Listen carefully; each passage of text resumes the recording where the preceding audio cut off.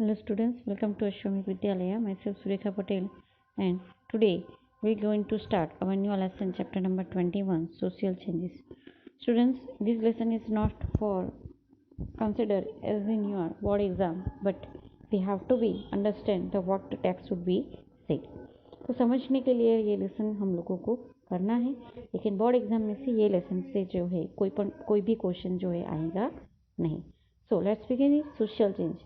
Around us environment we have to be say that different type of changes we have to be see there.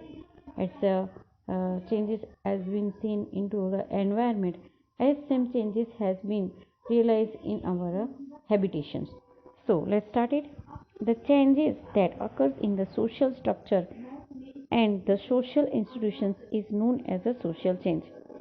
Changes ऐसे changes जो social structure और social institutions से जो related है that is a social change. Along with its change occurring in compositions of society and its function is also called a social change. इसके अलावा society से related या function से related जो भी चेंजेस है that is also known as a social change. Social change have been seen in a social relation, family arrangement, marriage arrangement, in culture, in lifestyle of people, literature, art, music, dance, because of westernization, globalization and urbanization. ये तीनों वजह से ये सारे चीज़ों के अंदर हम लोगों को सोशल चेंज देखने को मिलेगा. Due to which people have become acquainted यानी कि to have to be interact with each other's culture, interacted दूसरे के कल्चर के साथ इंटरेक्ट होते हैं. Physical object, means of luxury, use of modern implements and tools and facilities used in a routine life have reached up to rural area. Rural area तक भी ये सारी चीज़ें जो है वो पहुंच चुकी हैं. Change has taken place in a style of house of people in its building and construction. पहले जैसे ये बिल्डिंग थी, बिल्डिंग की ये सारी चीज़ें जो है वो देखने को नहीं मिलती थी. अभी जो लोगों की लाइफ स्टाइल जो है इसके अंदर भी चेंजेस हो गए हैं. इवन घर अपना जो खुद का ओन हाउस जो बनाते हैं उसके अंदर भी हम लोगों को चेंजेस देखने को मिलते हैं. As a result of physical changes in society, living standard of people has improve. तो ये फिजिकल चेंजेस की वजह से लोगों के लिविंग स्टैंडर्ड जो है वो चेंज होते गए हैं. Effect of western culture is evident in the life style. ज़्यादातर इफेक्ट जो है वेस्टर्न कल्चर का हमारी लाइफ स्टाइल के ऊपर दिख रहा है. Awareness about law and it's need. Changes जरूरी है, परिवर्तन ये जो है जीवन का नियम होता है, परिवर्तन होना चाहिए, लेकिन रिगार्डिंग टू नेसेसरी, जहाँ पे वो जरूरी है. Because of low literacy rate, lack of knowledge and understanding, people lack information about day to day law in our country. Laws के बारे में जो कायदे बने हैं उसके बारे में लोगों को अवेयरनेस नहीं होती है. As the people do not know knowledge about law, they violate law but they are not forgiven from punishment or conviction. So it has become necessary to give a basic understanding and information to every citizen. हर एक person के पास basic knowledge जो है वो होना चाहिए. जैसे कि why is necessary to have a general knowledge about law. जैसे कि it is very essential to have a general knowledge, information and understanding of law. People are saved from doing crime and thus saved from punishment, conviction, etc. if they have general knowledge and education regarding law. Law से, कायदे से related जो अगर knowledge और education होगा तो कोई भी पर्सन जो है वो क्राइम ऐसे जो चीज़ें नहीं करेगा. They can get guidance regarding exploitation and legal step which would be taken against injustice. जहाँ पे एक्सप्लॉइटेशन होता है, शोषण किया जाता है, तो एक्सप्लॉइटेशन से बचने के लिए कौन से स्टेप्स ले सके वो भी उनको समझ में आ सकता है. They can enjoy constitutional rights, protect individual interest and may flourish himself. Constitutional right जो है वो प्रोटेक्ट करके उनको फ्लरिश कर सकते हैं. They can become inform about various legal provisions that have been made for their protection, flourishment. ये जो है अब जो लीगल प्रोविजंस बनाए गए हैं कॉन्स्टिट्यूशन के बारे में, उनकी इंफॉर्मेशन लेके उनका खुद का प्रोटेक्शन भी कर सकते हैं और उसको फ्लरिश भी कर सकते हैं. His loyalty towards society, state and nation increase.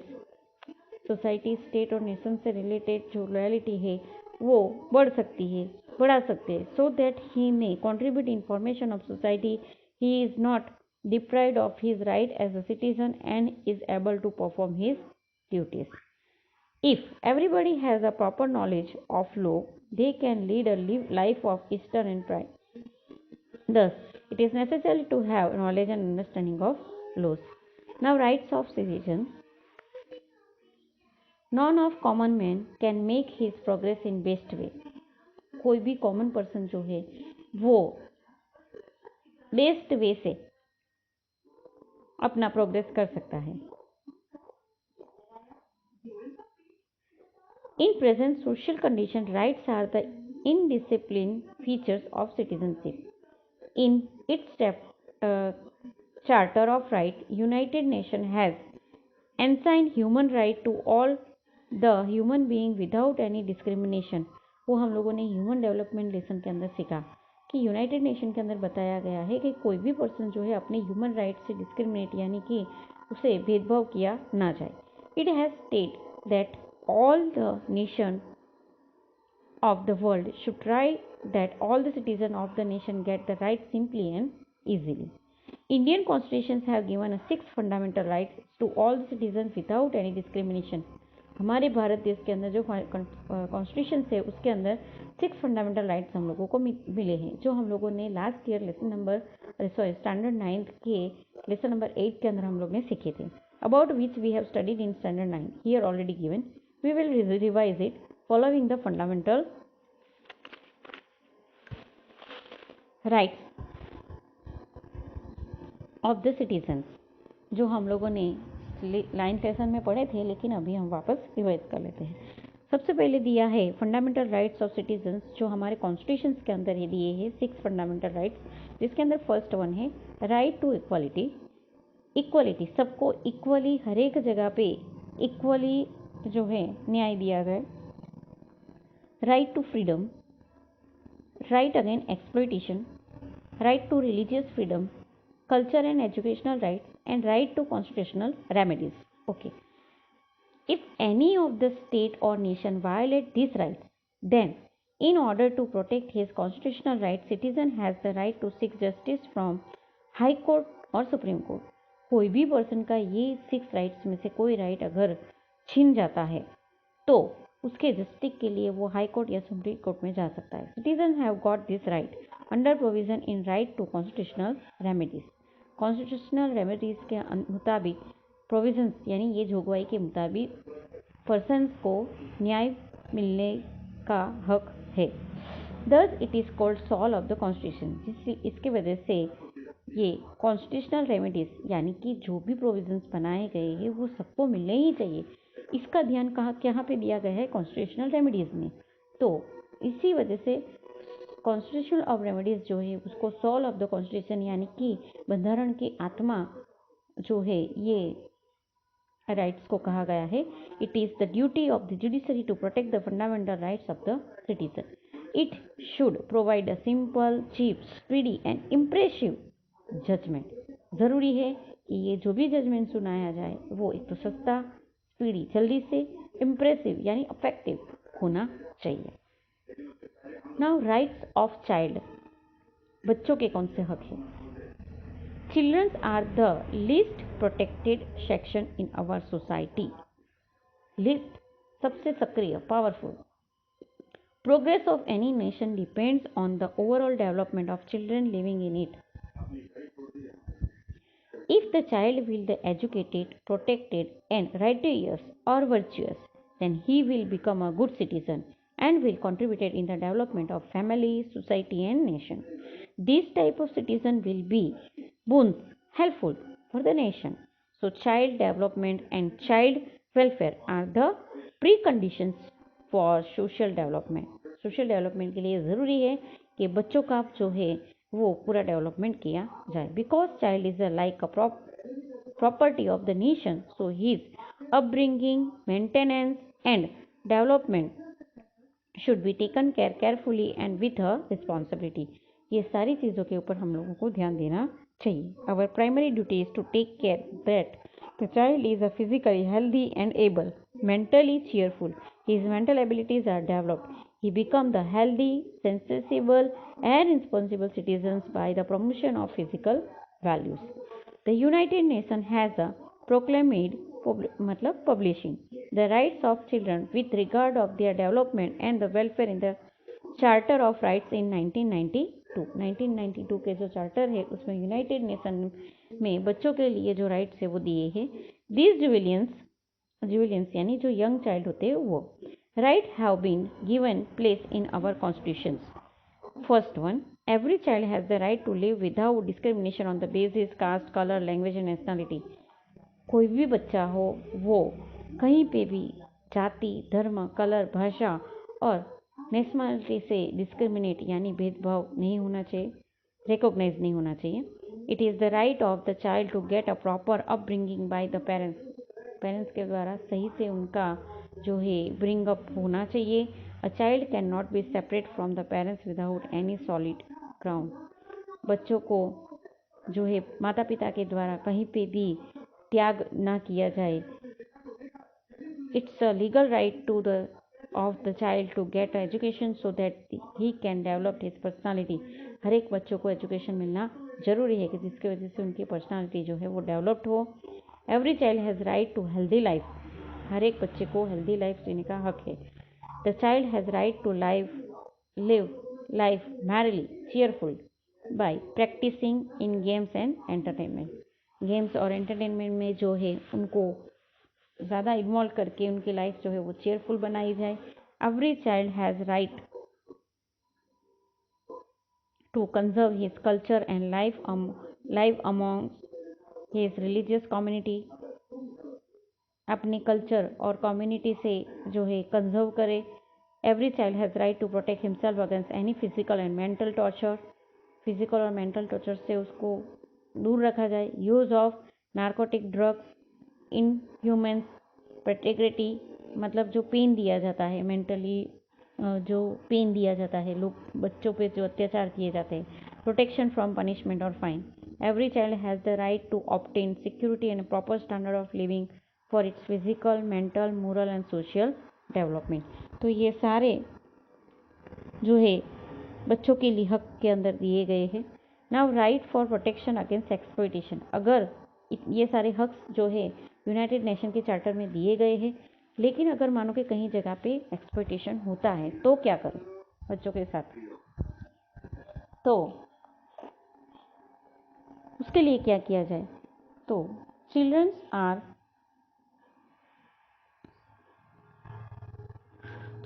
Are very sensitive. बहुत मन से जो है वो बहुत ही नाजुक होते हैं. To injure a child deliberately or accidentally, physically punishment or threatening, bitter speech or use of abusive language for insulting or publicly humiliating, sexual harassment, excessive battering, etc. Physical and mental or both type of violence are considered to be child abuse. Child exploitation में क्या क्या चीज़ हो सकती है. तो डिलिबरेटी मतलब जानबूझ के, और एक्सीडेंटली जो है फिजिकली पनिशमेंट में दिया जाता है, थ्रेटिंग किया जाता है, बीटर स्पीच खराब बोला जाता है.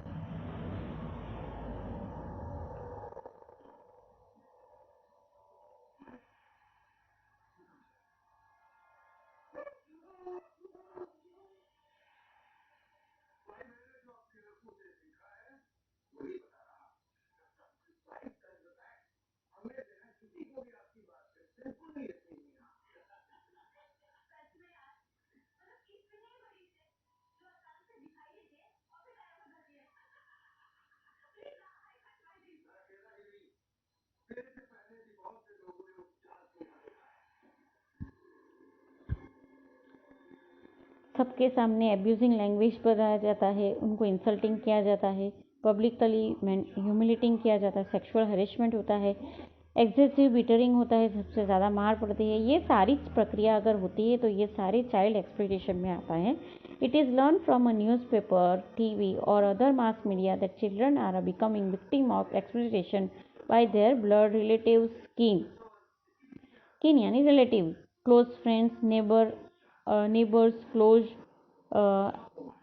क्लोज एक्वेटेंस यानी कोई नोइंग पर्सन हो, जो पर्सन उनको जानते हैं, और parents. So it is our duty that अगर हम लोग ऐसा न्यूज़पेपर में पढ़ते हैं, मीडिया में पढ़ते हैं, या कोई भी बच्चे के बारे में ऐसा जानते हैं कि भाई उनके रिलेटिव्स के द्वारा, फ्रेंड्स के द्वारा, नेबर्स के द्वारा, जो क्लोज रिलेटिव्स है उनके द्वारा उनको एक्सप्लॉइट किया जाता है, तो हमारी ड्यूटी क्या है? Whenever we become aware about any physical sign of injury or his behavior, we should immediately help to child to get appropriate medical treatment। सबसे पहले तो मेडिकल ट्रीटमेंट देनी ज़रूरी है कि कोई भी बच्चे के साथ अगर ऐसा होता है तो उसे मेडिकल ट्रीटमेंट देनी ज़रूरी है।